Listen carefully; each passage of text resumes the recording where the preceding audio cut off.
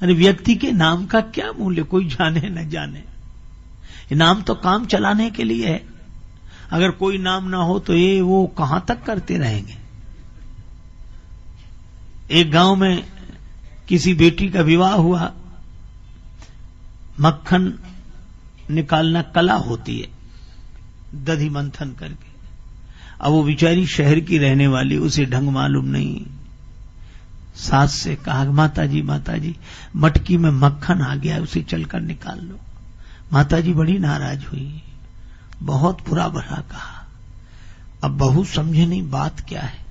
सही बात यही थी कि बहू के ससुर का नाम था मक्खन लाल। और वो ऐसे ही चली गई कि मटकी में मक्खन आ गया। उसे कान पकड़े, क्या आइंदा ध्यान रखूंगी। पर उसके लिए तो फिर वही समस्या थी। तीसरे दिन फिर वही समस्या। तो गई, बोले माता जी मटकी में वो परसों क्या। अब वो फिर नाम लेना पड़े। तो यही बोली कि माता जी मटकी में ससुर जी आ गए, उन्हें चलकर निकाल लो। तो हम लोगों के नाम तो काम चलाने के लिए हैं। कोई भी नाम बना रहे। एक गांव में एक आदमी का नाम था ठनठन पाल। उसकी पत्नी को बड़ा बुरा लगे, क्योंकि मोहल्ले की सब बधुएं कहती, देखो ठनठन पाल की बहू आ रही है, वो ठनठन पाल। तो उसने अपने पति से कहा कि नाम बदलो। पति ने कहा कि नाम में क्या रखा है, कुछ भी बना रहे। नहीं बदलो, नहीं तो मैं घर बदल कर चली जाऊंगी, मायके चली जाऊंगी। पति ने कहा कि भाई तेरी मर्जी अब नाम में। तो नाराज होकर मायके चली, अपने पिता के यहां पैदल पैदल चली जा रही थी। रास्ते में एक बालिका लकड़ी बीन रही थी। इसने पूछा, बेटी तुम्हारा क्या नाम है? बड़ी गरीबनी जान पड़ती हो, लकड़ी बीन रही हो। उस बालिका ने कहा कि मेरा नाम लक्ष्मी है। उसका लकड़ी बीने लक्ष्मी, चलो खैर होगा। आगे चले, एक बैलगाड़ी में भूसा भरा हुआ एक आदमी गाड़ी हाँकते आ रहा था। क्या नाम भैया तुम्हारा? तो बोला धनपाल। आगे बढ़े तो एक की शव यात्रा निकल रही थी। ये भैया कौन? बड़े अच्छे आदमी थे, वो आज चले गए। क्या नाम था इनका? इनका नाम था अमर सिंह जी। वहीं से लौट आई।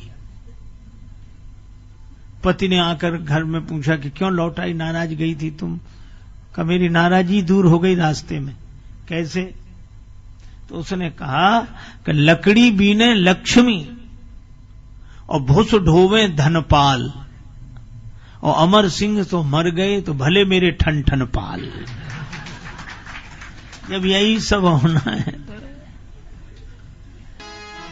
लेकिन बड़ी कठिनाई। भक्तों के बीच में भक्ति बढ़े।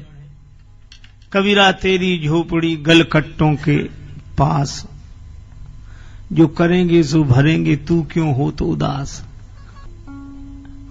बड़ा मुश्किल है केर बेर का संग। कबीरदास जी बैठे,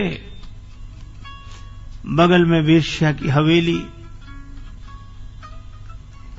अब उसी समय वहां नाच गान हो, इधर कबीरदास जी झीनी झीनी बीनी चदरिया। उनका ये बाबा जी की वजह से बहुत डिस्टरबेंस होता है। किसी ने कहा संत के पास है क्या? घास की झोपड़ी आग लगा तो भाग जाएगा। आग लगा दे, कबीर की झोपड़ी जलने लगी। कबीरदास जी बोले कोई बात नहीं, बाहर मैदान में बैठ के भजन करेंगे। झोपड़ी में आग लग जाए तो क्या, मैदान को तो कोई कुछ कर नहीं रहा, मैदान में बैठे। मैदान बैठ गए। भगवान की लीला ऐसी, हवा चली, घास फूस के झोपड़े उसकी हवेली पे गिरे, आग लग गई, सब भाग गए। अब वो आई, चरणों में गिर गई, बाबा बचाओ बचाओ।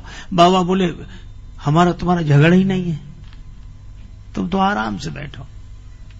हानि लाभ होते रघुनाथ की कृपा से, सब मोही मानवों को माथ ठोक हाथ मलने दे। बाबा मेरा सब जल जाएगा, बचा लो। बाबा बोले मैंने कुछ किया ही नहीं। तो फिर कबीरदास जी बोले, तेरे यारों ने मेरी झोपड़ी में लगाई आग, अब मेरे यार के भी जरा अरमा निकलने दे।